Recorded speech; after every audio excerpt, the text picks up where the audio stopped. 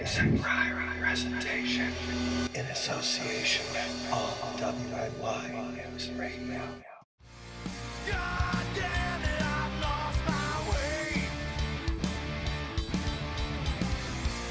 Feel it moving, baby, every day.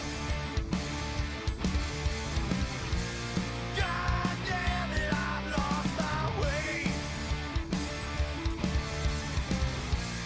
Feel it pushing back every day.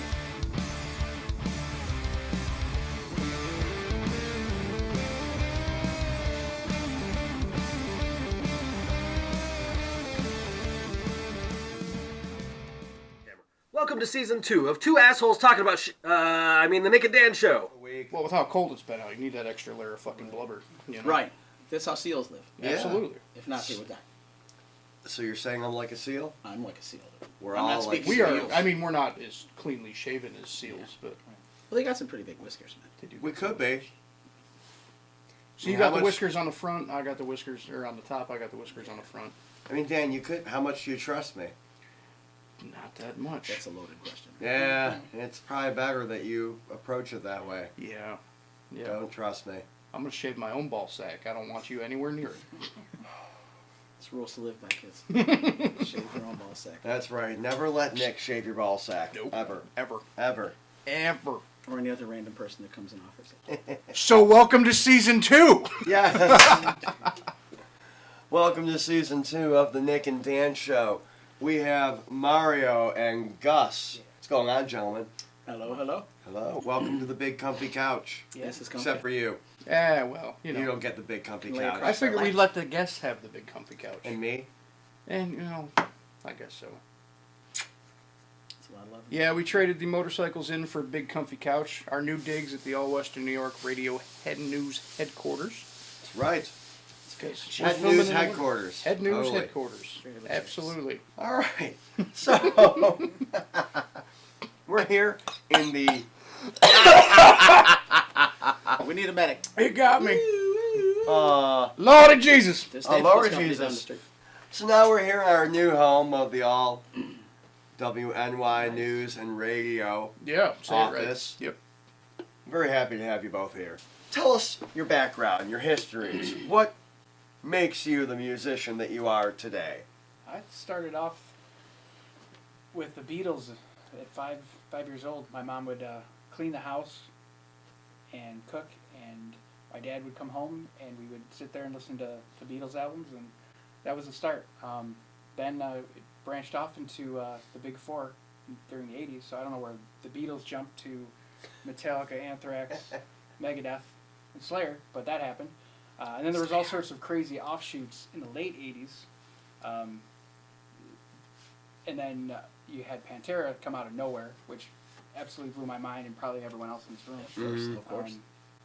And Dimebag, R.I.P. and then I really dug the Nirvana grunge era. I think Nevermind was the first album I think I ever learned on guitar from beginning to end. Okay. I don't know if it was because it was easy or because I really enjoyed it and I wanted to learn it. Probably both. And, Great songwriting, too. Right. And I still refer to that too. trying to get a whole band into like how simplicity works in music, and they were really they were, whether they knew it at the time or not, they were really good at it. And then Green Day jumped out of nowhere, and then that was for me like SoCal punk for the rest of the time. I think Pennywise and Bad Religion were real big for me through 90s up until 2000. Now I think nowadays the best out there is 30-0 as far as the last the Y2K push. And so it's been a total eclectic journey for me. It would go starting from the Beatles to metal, huge roots in that, to pop, rock, punk, kind of so and now I'm trying to put all of that in songs that I'm trying to write, or trying to enjoy myself first and foremost. So Okay. Cool, man. Mario, So same question. So you're trying to be, like, have the effect on others that your influence has had on you? Probably, yeah. To have that ability to have something simple and powerful, because to me it's a lot easier to have something that's simple to resonate because it's easier to remember.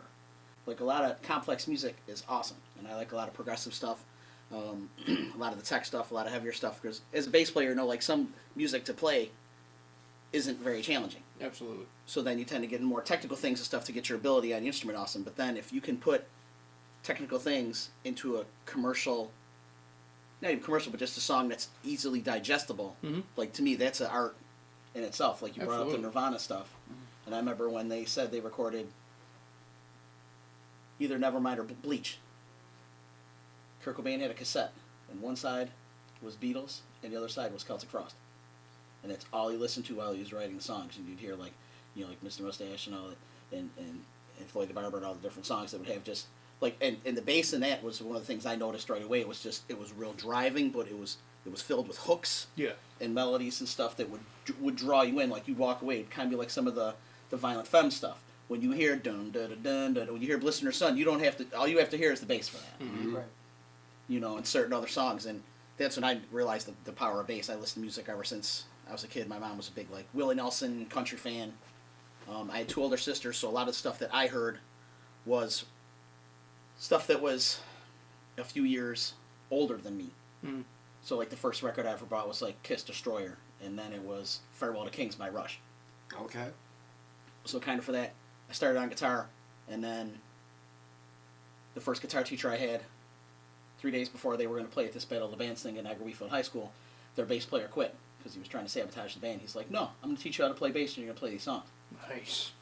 So I did that. Then I went to try Wow, guitar wow, again, and then the second band that I tried out for had Jamie Holka on guitar, and as we know, he's a local phenomenon, and even at the age of, I think he was 4 years old when we started playing, he was incredible then. So the singer was like, I have a bass, and I know you've played bass before, so that got my thing to play bass, because apparently nobody plays bass except you and I. Apparently not. Nobody has a vehicle. Nobody has time to do it, or no one is willing to put up with the rest of the musicians that make up bands I hear you, man. that say, hey, no one's going to notice you and no one's going to care about you, but will you just haul around the heaviest stuff except the drums and, Seriously. you know, just try to play I as gotta loud tell as you, you can. man, I'm almost positive you're the hardest working local musician. Oh, no, there's several. They're self-more than me, but thank you. I fooled you into thinking I'm good. I fooled you into thinking. I've deceived everyone, so Well, maybe apparently- not good, but the most in demand. Oh, no, there's more than me, but see, I've basically tricked people into believing that I'm a wanted commodity, Ah, God. and half of it, perception becomes reality. So if you try hard, kids, maybe someone will actually want you to play in your band. Like Supply and demand, man. met Gus, saw it. Bandy had Dirty Smile they were playing, and I remember they were playing at the Evening Star. I leaned over to the sound man, Greg Rinker. I said, if they ever have an opening in that band, get me in it. Hell yeah. They're incredible. Then one time they needed someone to fill in. They asked me. I was like, this would be great. And a lot of things I've stumbled into have been. You're being rather modest about that. You're leaving off that. I had asked you. You were the first person I had asked to fill in and help out, and because I'd seen you play, you know, the last 10 years in every band, and it's always been awesome. I'm like, I can't wait to play with this guy. So we had, unfortunately, the bass player at the time just got a new job, and we had booked all these shows, one of them being Ironworks, and asked Mario if he could do it, and he said, yeah, but I have hip surgery, like, tomorrow, and I will only have about 10 days recovery. I'd love to do it, but I'm not sure. And so we ended up being like, all right, well, we'll see how this ends up working out. And had a surgery, and I literally was calling you like every other day. Said, hey, how you feeling, Mario? Because it was getting real close to the date. We had just started this residency at Ironworks, and he's like, oh, I'm feeling pretty good. And he ended up, who helped you out? I brought my friend Rick Zaker. That's right. He came, and Mario basically stood up there, new hip and everything, and rocked the set. And I was like, dude, I can't wait to play. I have to be in a band with this guy at some point. And that was, what, 2 years? I think that was 2 years ago. Mm-hmm. So, It's a little while back. yeah. Well, I mean, the only way to test out a new hip is on stage. Right. There's one other way, but if you do that on stage, they tend to frown upon that. Well, it depends on the authorities. clientele. Yeah, and the stage. It wasn't the I guess, and Continental. the If the stage. Continental was still around, that would have flown. Some people totally, do pay for it. Totally. That would have been right. But not to see me. I mean, there's glass involved. You know, Yeah. there's separation. Barriers, But a lot of people do pay for that. Some quarters. Yeah, quarters. Usually a couch kind of like that. Yeah, covered in plastic. That's why I'm over here. Yeah, it all depends. I mean, if it's like a 50 cent, there's no plastic involved. But No, if no it's like the plastic cheap at all. stuff, they got the plastic They out. should. They should definitely. Yeah, I mean, you got lower quality there. You know, they're not really going for precision and aim. It's Right. all about just getting Right. to the end. The grand finale. When you start getting into 50, 75-cent deposits, that's where there's a little more It's- quality that's right. involved, a You little could more get- production value. And personal protective gear too. Yes, That's always important. that's right. Absolutely. Helmets. Always important to wear your helmet. With the Absolutely. screen. Yep. Or at least a rain slicker. At least rain slicker. Now, is there a certain brand of rain slicker that you prefer over the Just other? the bright yellow ones, man. The bright yellow brand. And if you can't find a rain slicker, rain boots. This is all great advice from Nick and Dan. You don't want anything This is you right. own to touch that floor. That's right. No. This Yeah. is just general life advice. We'll get back to the music in a minute. But these are things everyone should know. It does not matter what your vocation is, what your hobbies are. Safety first. Absolutely. Safety first. Don't let anything touch the floor. No. Anything whatsoever. And now for a word from our sponsors. Is the banana in your pocket losing its appeal? Not quite as firm and ripe as it once was? Afraid your lady's about to split? Will a capuchin monkey walk away in disgust? Is it about time to consider making nut bread with your mushy fruit? Fear not, it's Bob Paulmana's potassium supplement. Side effects include but are not limited to spots on your peel, pale yellow color, loss of erection, opening from the wrong end, low blood pressure, high blood pressure, no blood pressure, unwanted satanic friends, divorce, marriage, polygamous marriage, premature browning, attraction of fruit flies, spontaneous human combustion, feeling of spiritual enlightenment, and finally overwhelming feeling of wanting to add yourself to your favorite breakfast cereal. Bob Paul's potassium supplement. Good for you. Let's step outside of the music. We'll get back to the music in a moment, like you said. Sure. Hobbies. What hobbies do you guys have outside of being fucking awesome on stage? When I'm not doing gigs or working, I'm usually practicing the bass and trying to learn songs for playing with people. And that's pretty much it. So I don't have a life. So Mario's life is music. I don't have a life. Right. Yeah. Drive here, drive there, pick up a bass, play a little bit. Drive somewhere else, play bass somewhere else. Right. Yeah. I love movies, entertainment. So Any particular movies that, like, genre or style of movies that you I prefer? I like all of the superhero action movies. I love those, and then in between that, I like romantic comedies.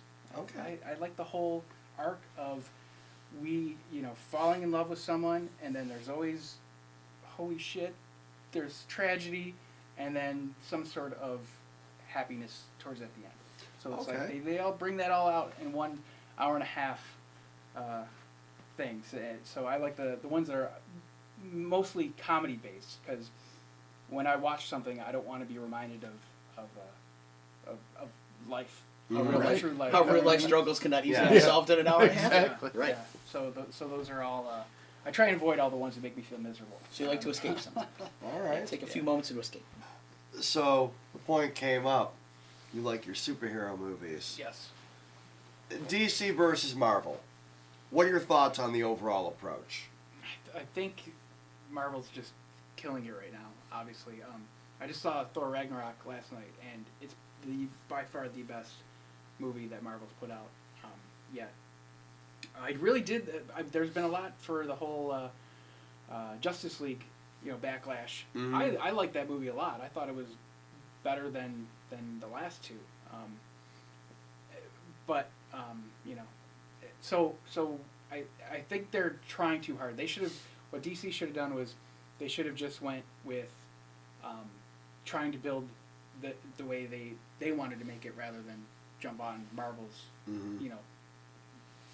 coattails and try and figure it out how Marvel did it.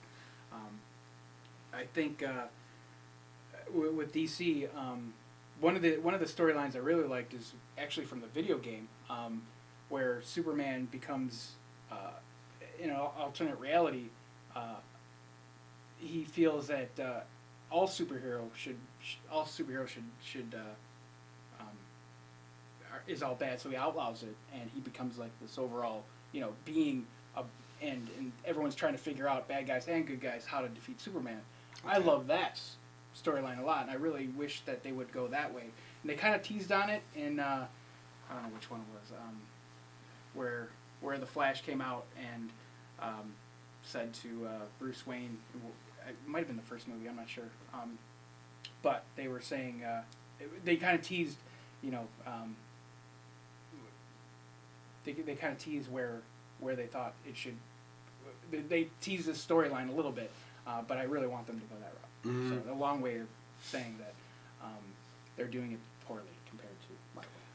No, I mean, first off, I've always been a DC comic fan as far as that goes. I like Marvel. I always liked the social approach they took to everything as far as approaching racism back in the 60s with things like the X-Men being the outcasts. I always really did appreciate that about them. While as DC was much more the almost bolstering the morale.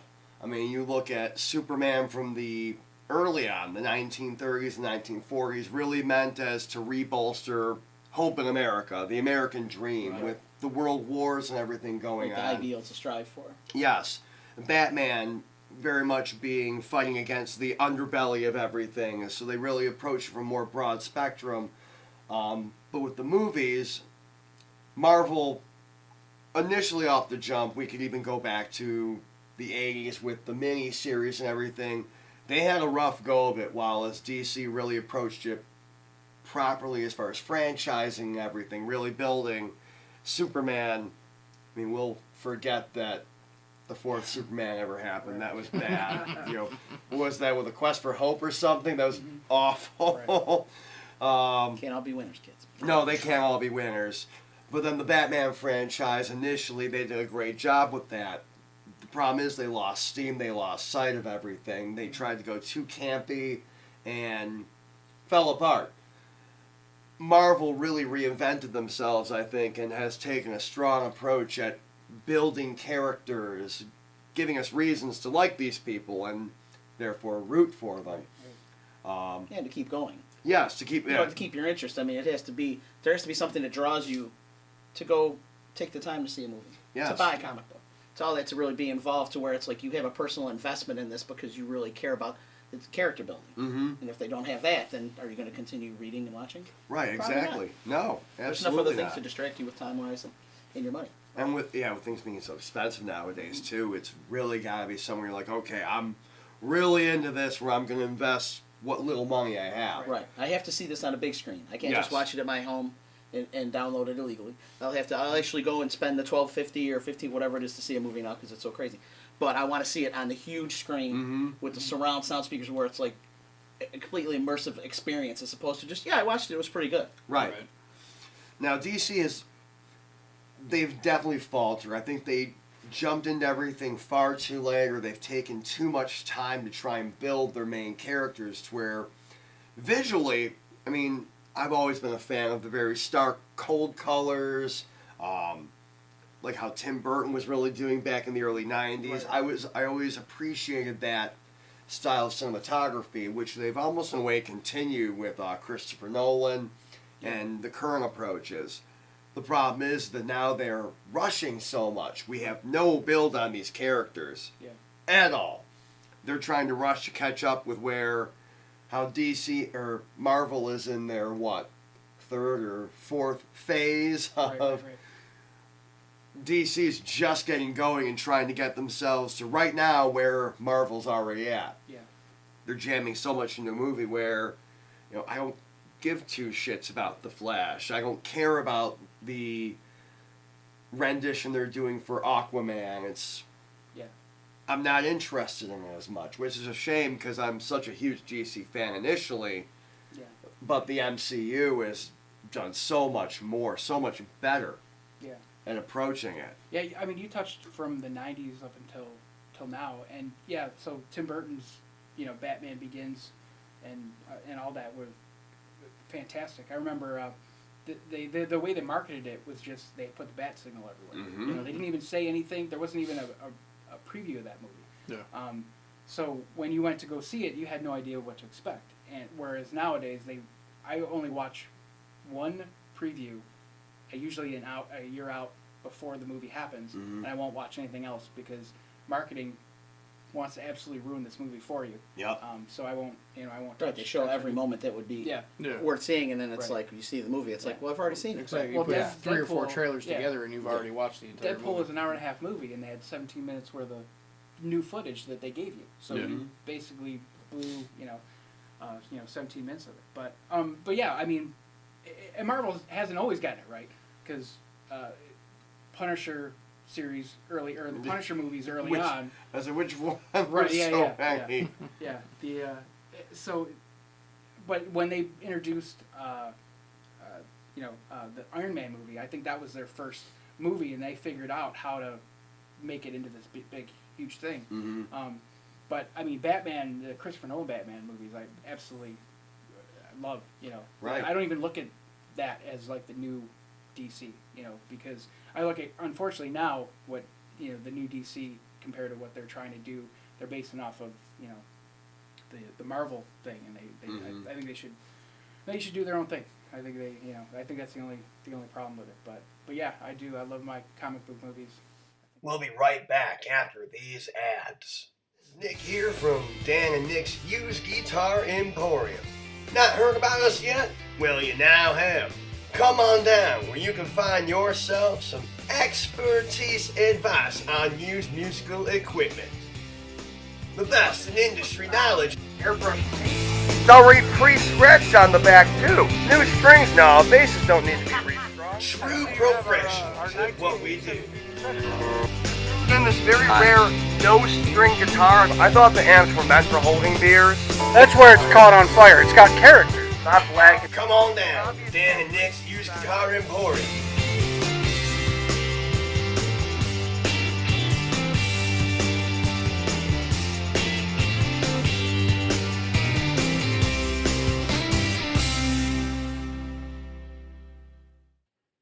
Coming April 28th to the Tudor Lounge in Buffalo, New York. An amazing evening of 4 bands, 4 original genres. Rock coming at you.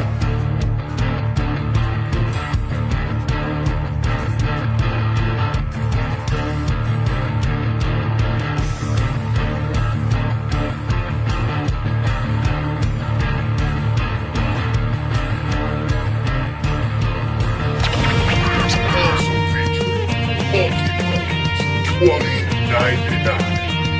Funk from the future. People gon' fight and people gon' lie, but when it comes to us, all we do is kill stuff. Everybody say just what they gon' say, cause when it comes to us, all we do is kill stuff. At the Helm.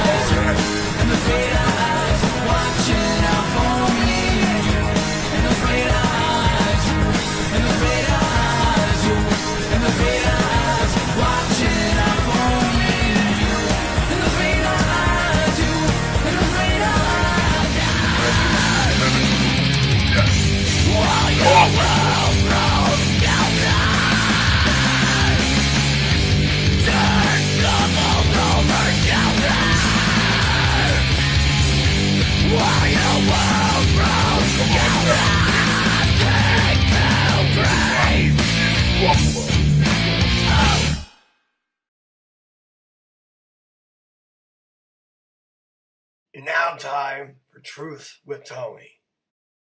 It turns out that 3 is the amount of times you can suck on your dentist's finger before she stops believing that you're doing it accidentally. That was Truth with Tony. And now back to the Nick and Dan show. So bringing it back around to music. Mario, I've known you're playing for a very long time. I'm so Funny- sorry. Funny I enough, apologize for that. But I actually came across a flyer where it was me, Groundless, and Billy Horn's old band, Egging All. Mm-hmm. They were playing outside of the ice cream place over on Pine Avenue there. Oh, Was shit. it Johnny's or something? Yep. Oh yeah. So we're talking like 2000. A long time ago, 6, back in the old days, Back in the before old- electricity. That's right. We used to have to walk uphill 3 miles both ways. We had to In make bare our feet. guitars out of trees. But I started playing when I was pretty young, and when I first started playing in bands, there wasn't a lot of other people that played bass, so often I ended up playing with a lot of people that were older than me.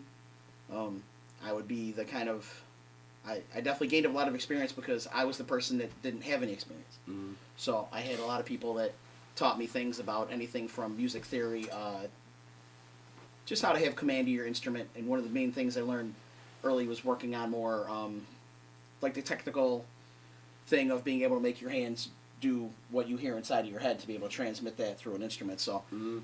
and a lot of it just people be like, hey, you know, you want to jam? I got this gig or I have this going on. And I learned pretty early the power of yes. Just like, you know, like Jim Carrey and the Yes Men. Mhm. Would you like to do this? Yes. Mhm. Would you like to do this? Yes. If you do it and it doesn't work out, that's a lot of things in life. But if you never try, I know a lot of people that like, oh, I want to do this. I'd like to gig more. I'd like to play more. And I'll be like, well, so-and-so contacted me about this and that. You know, I can't do it because I'm already gigging that night. Would you like to do it? Well, yeah, I can't, but I've tried to eliminate as much of the I can't. Mhm. But that's why there's not a lot of other hobbies for me, because you spend a lot of time. It's like when you agree to do these things, then you have to, you know, take a little time and try to learn people's songs and go up and not completely butcher them in front of people. Right. You know, look like a crazy person. Yeah, But, it's the last thing you want to do, man. Yeah. Especially if someone, you know, if they entrust their music to me, I don't want to go up and have me be the person that makes it bad. I want to be the Exactly. person that like, oh hey, I didn't know you don't usually play with this band. Like I couldn't tell. Mhm. Then I've done all right. Right. You know? Nice. And then you just get into. I started getting into more music that's like every person can get. Like you could hear it and you could actually walk away humming a melody. There would be something for you to remember as opposed to like, yeah, man, they played great and there was a lot of wicked parts and they were doing this and that. But do you remember any songs? Mm-hmm. Gotcha. Where now, like one of the first things when I first saw Gus play is like, I remember the next day or two there was parts of their songs that I had stuck in my head. That to me is a good song. So you're looking for that When you- hook. That's right, something that people can remember. Yeah. Because it's easy to put your hands on an instrument and make noise and make stuff, but to have something that someone remembers, Mhm. and it's like you were saying, like with a lot of the movies and stuff that you like, the DC and the Marvel stuff, like a lot of it, to have something where you're invested, where you really want to go see that. Right. Something that draws you in, whether it's character development for a film or a comic series, or a good, you know, a vocal line in a song, something that makes you remember, whether it's a lyric, or could just be how the melody flows or how the instruments go together.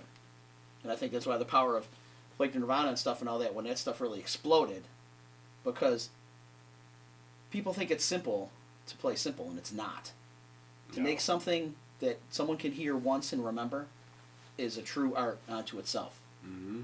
And the music that was out before that, you had your hair metal bands and all that, which was great. You know, I loved a lot of that stuff, and there's pictures of me actually wearing pants and having, you know, blown out hair, and there was, I think I had some white hair in a lot of these, so I'm sure someone's going to show something later. Thank you, whoever you are. Probably Mark Train. But anyway, you know, when that music came out and the whole, like, the grunge thing and stuff, where it was more, a lot of it was introspective and had the certain emotional contact, but, like, it would be a simpler music. So, to me, it would help accentuate what the singer was singing, the emotion they were trying to convey. A lot of that Nirvana stuff, and that one of the reasons I think that album was so, between the band and, you know, the producer and everything, just everything that came together with that was just the emotional impact. Mm-hmm. Like some of the mellower songs on there, Something's in the Way, some of these other songs like this. Yep.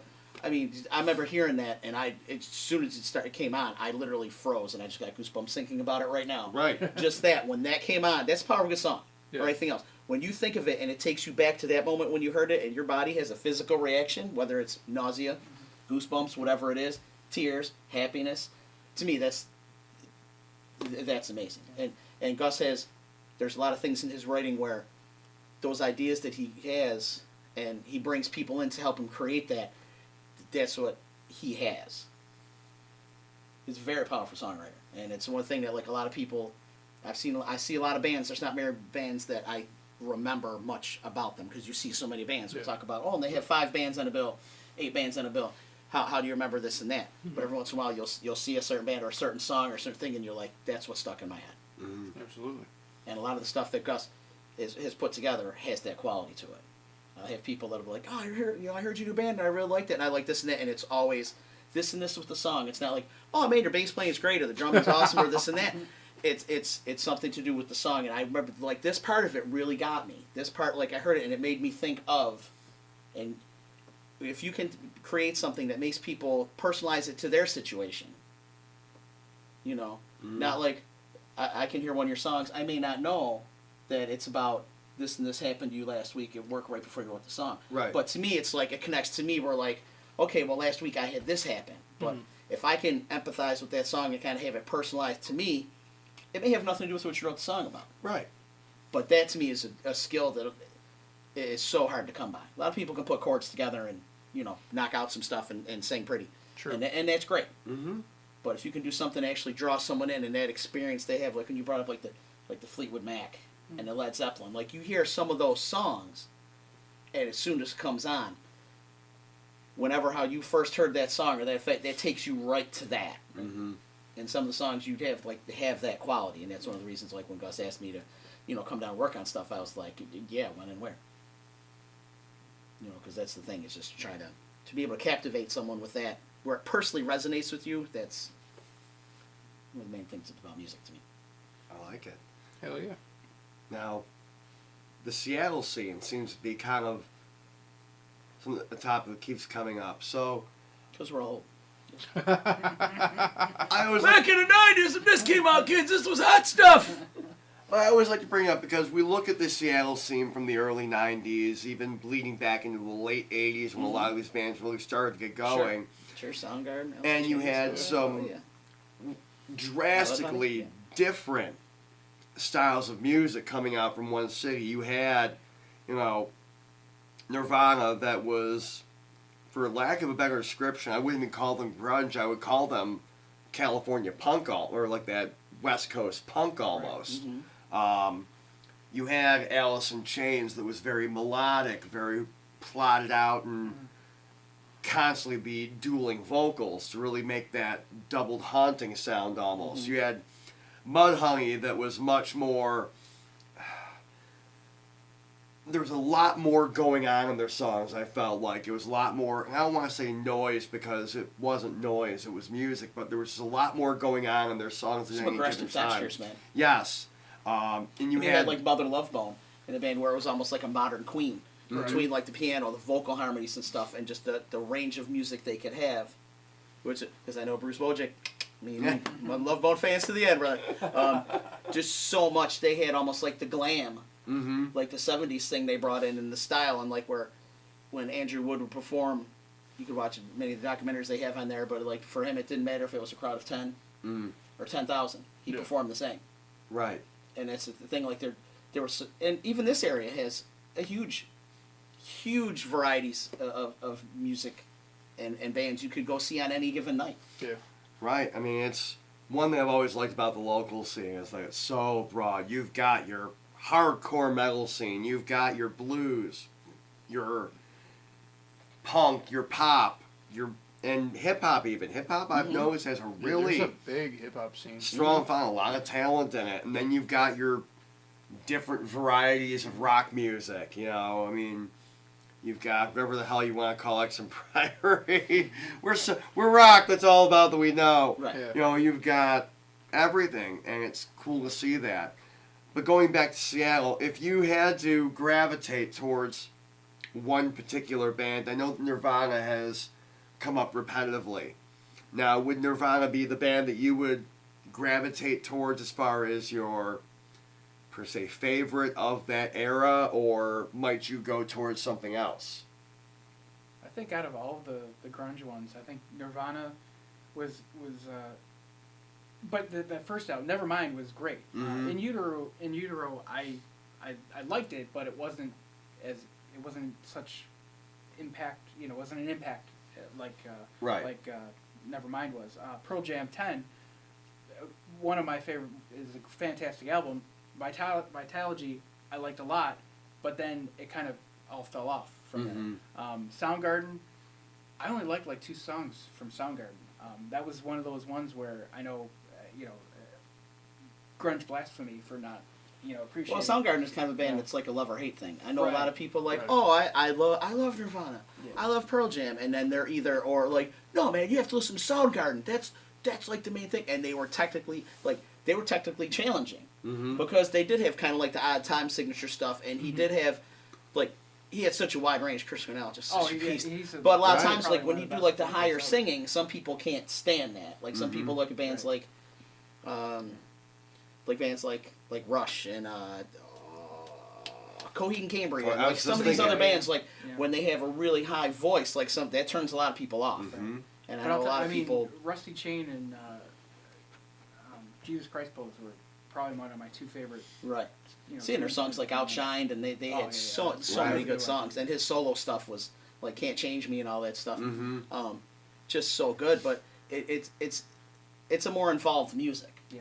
It's not as easy to digest. Like when you hear like Nirvana songs, like, and I think that's part of the craft in them because you didn't have to have a lot going on for there to be a lot going on. Right, it was real clean, progressive chord structure. Nothing real fancy about it, but just well structured. Even the album Bleach and stuff, it was just, it was a much lower production and stuff, and it was a grittier sound, but you could hear the songwriting. It was simple structures, and his voice was captivating because his voice and a lot of great singers that you hear, which is, some people talk about, some people don't, but a lot of singers that you hear that are really great have had very traumatic lives. And when the emotion that they put forth, say like a Trent Reznor, a Tori Amos, Lane Staley from Alice in Chains, Kurt Cobain, so many that you could hear, at least I can, I know a ton of other people can too.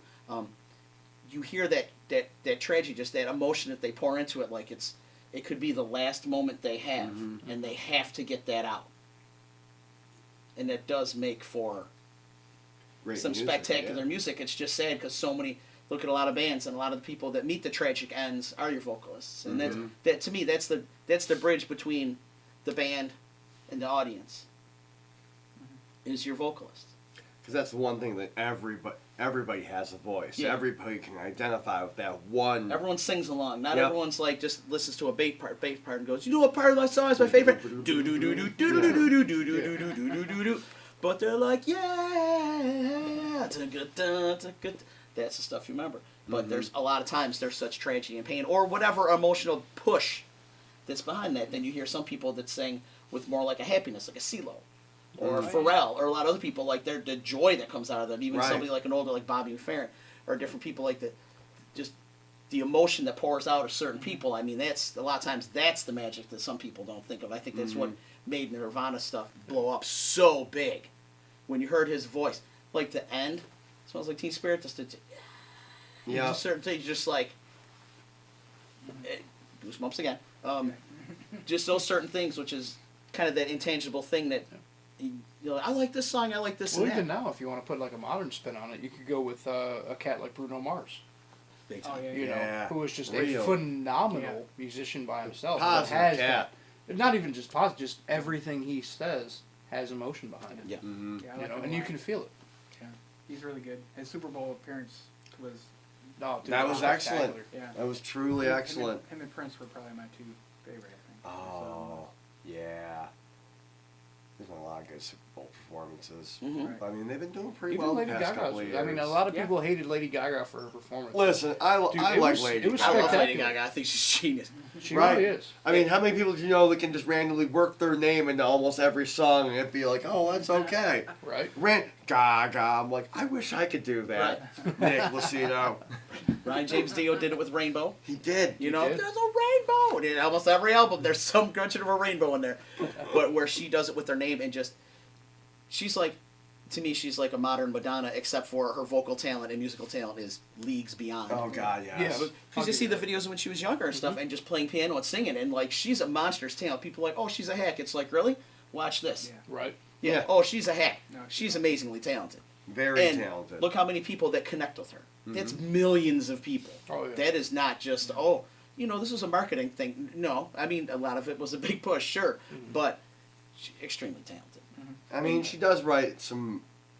I mean, obviously there are some songs that aren't always fully relatable, but she does write a lot of relatable stuff. Like the one song I do like by her is "Hair," where she talks about how her mother used to cut her hair when she was sleeping, which was her, like, she loved her hair and she didn't have control over who she was as a child. So as she got older, she got to decide how her hair was cut and everything, and that really spoke to me. I'm like, that's a really cool way to take a story that everybody can kind of identify with at some point, because we were all kids. Our parents decided how our hair was cut, how we were Right. dressed, how we looked, even though it wasn't always how we wanted to be. But Mom and Dad got the say. Right. Right. As we got older, though, we're like, no, I want my personality, my identity Right, to yeah. shine through. This is how I want to appear. Yeah, once you've experienced the world a little bit, it's like, hey, that's not just because that would be their choice. That doesn't mean that's the choice for me. Right. But and that spoke to you, Mm-hmm. and that's what I think is one of the main powers of like a great song. Right. When you hear it and you relate it to you. Yeah. Well, in it your leads back to what experiences. you were saying before with that hook. You know, it actually digs its hooks into Yes. you, Yeah. and you can relate to it. When blues travelers say, the hook brings you back. That's it. Yeah. There you go. I'm sorry. No, I'm that's so great. sorry. That's a great song too. And that harmonica. Oh, I love harmonica. All right. Now a song for you from At the Helm. Like a car racing to the sun. Grind the gear, hun, we're on the run. Living fast when I'm on the gas with what you say and what you do. Killers creep where the moon don't show. Grab my hand, baby, go, go, go. Leave the scene till the murder leaves. I need you, please, I need you. And those red eyes, you. And those red eyes, you. And those red eyes, watching out for me and you. And those red eyes, you. And those red eyes, you. And those red eyes, watching out for me and you.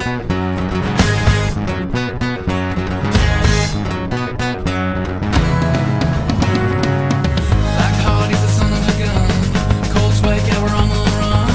Devil's key when we're on the street. She leads the way, don't need the lane. Almost clear and it's almost fun. Push it hard cause we're almost done. Tap the gauge cause we're kissing Eve. We need you, please, we need you. And those red eyes, you. And those red eyes, you. And those red eyes, watching out for me and you.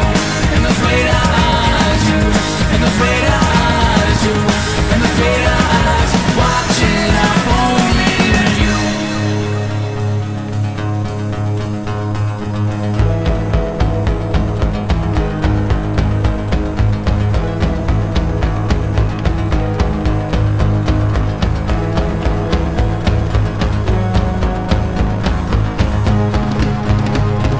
One, two, three, four. I never should have let her break your heart, and I wish I never would have came along. Only reason that enough for being down. What you gave her, something pure, but I was made to have her. Something new, nothing's ever wrong. Thoughts and seasons pile up under the sun, but nothing's wrong.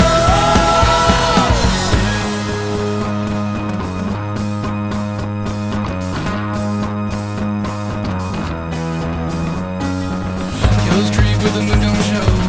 Grab my hand, baby, go, go, go. Leave the scene till the murder leaves. I need you, please, I need you. And those red eyes, you. And those red eyes, you. And those red eyes, watching out for me and you. And those red eyes, you. And those red eyes, you. And those red eyes, watching out for me and you. And those red eyes, you. And those red eyes, you. And those red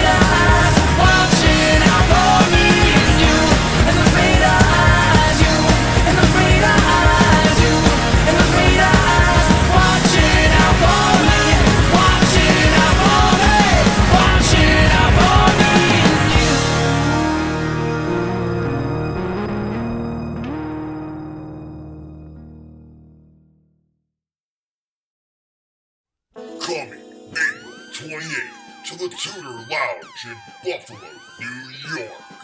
An amazing evening of 4 bands, 4 original genres. Crush coming at ya.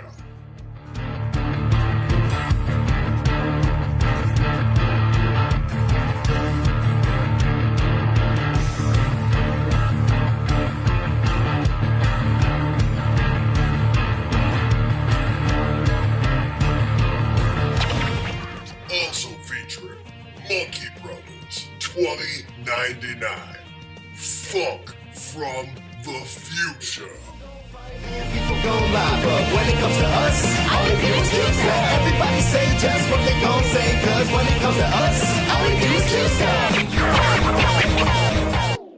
Also featuring At the Helm. Coming hard at you. Watching out for me, and the great eyes, and the great eyes, and the great eyes, watching out for me, and the great eyes, and the great eyes. And if we haven't hooked you yet, Coffin Hook.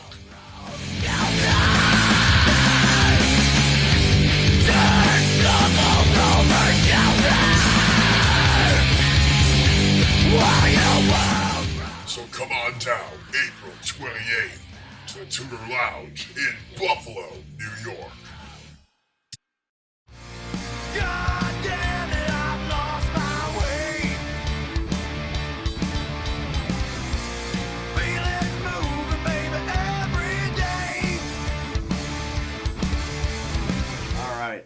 So we've had a lot of fun today, guys. A lot of fucking fun here in our new home. All WNY News and Radio, the office, I know. The big comfy couch. Leather. Real leather. That's what we're going with. We don't know. We haven't asked. We don't care to ask. Otherwise. That's right. Real leather. That's right. We're agnostics of fake leather. It could be fake leather, could be real leather. We just don't know yet. We Either don't. way, it's leather. We've had an awesome time hanging out with Gus and Mario. If you guys get the chance, please take the opportunity to check these guys out live. We've had a lot of fun. Mentioned a couple of local eateries where you guys can get some grub. Now, as usual, we have to make sure to click the Matilda logo, located right above us. Subscribe, tell your friends about us, and tune in every fucking week. Everybody, have a great one, and we'll see you next week for the next episode. See ya. Ayo. Peace.